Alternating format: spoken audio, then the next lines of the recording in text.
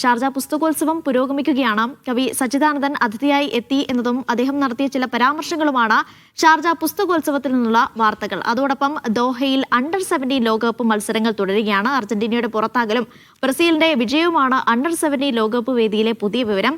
ഒപ്പം media one മബ്രൂക്കിലെ വിശേഷങ്ങളുമുണ്ട്. ഒക്കെ നമുക്ക് വിശദമായി പരിശോധിക്കാം. സംസ്ഥാന സർക്കാർ PM ശ്രീയിൽ ഒപ്പിട്ടതിനെ എതിർത്തത് ഇടതുപക്ഷം ഹിന്ദുത്വത്തിലേക്ക് നീങ്ങുന്നത് തടയാനാണ് എന്നാണ് കവി കെ സച്ചിദാനന്ദൻ പറഞ്ഞിരിക്കുന്നത്. പണത്തിന് വേണ്ടി എന്തിനാണ് ഇടതുപക്ഷം സന്ധി ചെയ്യുന്നത് എന്ന് സച്ചിദാനന്ദൻ ചോദിച്ചു. ഒപ്പം മരിക്കുന്നതുവരെ ഹിന്ദുത്വ ഇന്ത്യ എന്ന ആശയത്തോട് എതിരായിരിക്കുമെന്നും ഷാർജ പുസ്തകോത്സവത്തിൽ സച്ചിദാനന്ദൻ പറഞ്ഞു. ആദ്യ പ്രതികരണത്തിലേക്ക്. ഞാൻ അടിസ്ഥാനപരമായി തന്നെ വലതുപക്ഷ ആശയങ്ങൾക്ക് ഹിന്ദുത്വ ഇന്ത്യ എന്ന സങ്കല്പത്തിന് എതിരായ ഒരാളാണ്. മരിക്കുന്നവരെ ഇനിയിപ്പോൾ മരിക്കാൻ അധികം കാലമില്ല, എതിരായിരിക്കുകയും ചെയ്യും. അതുകൊണ്ട് ഇത്തരം കാര്യങ്ങൾ അങ്ങോട്ട് ഇടതുപക്ഷം കൂടി അങ്ങോട്ട് നീങ്ങിയാൽ പിന്നെ നമുക്ക് യാതൊരു പ്രതീക്ഷയില്ല. അതുകൊണ്ടാണ് ഇത്തരം കാര്യങ്ങൾ പലപ്പോഴും ചോദ്യം ചെയ്യേണ്ടി വരുന്നത്. എന്തിനാണ് ഇത്തരത്തിലുള്ള സന്ധി ചെയ്യുന്നത്? പണത്തിന് വേണ്ടി എന്ന് പറയുന്നത് നമ്മൾ എന്തും ചെയ്യാൻ തയ്യാറാവുമോ മുതലായ അതിലൊരു മോറൽ ക്വസ്റ്റ്യൻ ഉണ്ട്. അത് വേറെ ഒരു പൊളിറ്റിക്കൽ ക്വസ്റ്റ്യൻ അല്ല, ഒരു ധാർമ്മികതയുടെ എത്തിക്സിൻ്റെ ഒരു പ്രശ്നമുണ്ട് അതിൽ എനിക്ക് തോന്നുന്നത്. ആ തരം സന്ദർഭങ്ങളിലാണ് ഞാൻ പലപ്പോഴും ചിലപ്പോൾ ഗവൺമെന്റിനെതിരായിട്ടൊക്കെ സംസാരിച്ചിട്ടുള്ളത്. ഷിനോജ് ഷംസുദ്ദീനാണ് വിവരങ്ങൾ നൽകാനായി ചേരുന്നത്. ഷിനോജ്, ഈ PM ശ്രീ പദ്ധതിക്കെതിരെ നേരത്തെയും സച്ചിദാനന്ദൻ രംഗത്തെത്തിയിരുന്നു. കേരളത്തിൽ ഉൾപ്പെടെ വലിയ വാർത്തയായിരുന്നു, തർക്കങ്ങൾക്കൊക്കെ വഴിവെച്ചിരുന്നു. കഴിഞ്ഞ ദിവസം അത് സംബന്ധിച്ച് CPM-ഉം CPI ഒക്കെ തർക്കമുണ്ടാകുന്ന സാഹചര്യങ്ങളൊക്കെ നമ്മൾ കണ്ടതാണ്. ഇപ്പോൾ സച്ചിദാനന്ദൻ ഇപ്പോൾ സ്വീകരിക്കുന്ന നിലപാട് എന്താണ് അദ്ദേഹം പുസ്തകോത്സവത്തിൽ പറഞ്ഞത്?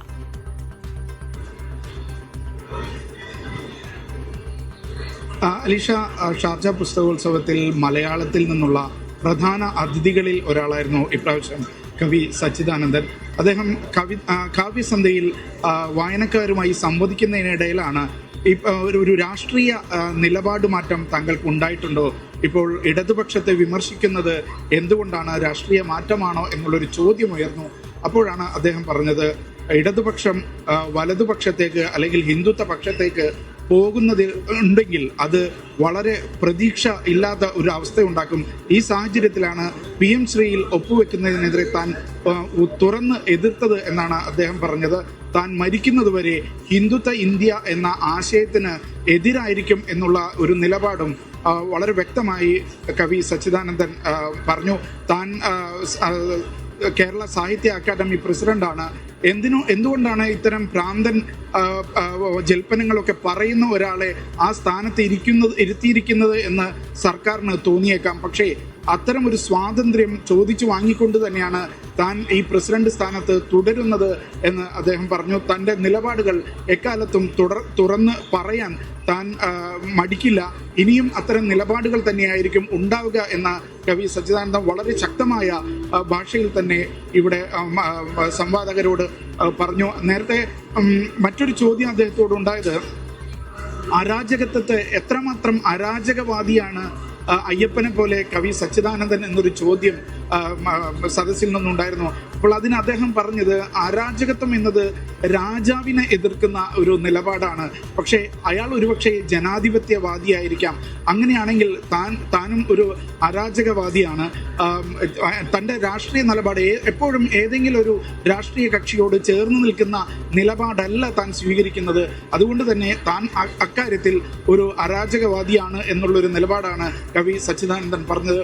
അതോടൊപ്പം തന്നെ ഈ ഹൈവേകളെ കുറിച്ചുള്ള ഒരു ചോദ്യം കൂടി അദ്ദേഹം അഭിമുഖീകരിച്ചിരുന്നു. അപ്പോൾ അദ്ദേഹം പറഞ്ഞത്, താൻ ഇപ്പോൾ ഹൈവേയിലൂടെ കടന്നു പോകുമ്പോൾ അപ്പുറത്തും ഇപ്പുറത്തും അടഞ്ഞു കിടക്കുന്ന കടകളാണ് തന്നെ വേദനിപ്പിക്കുന്നത്.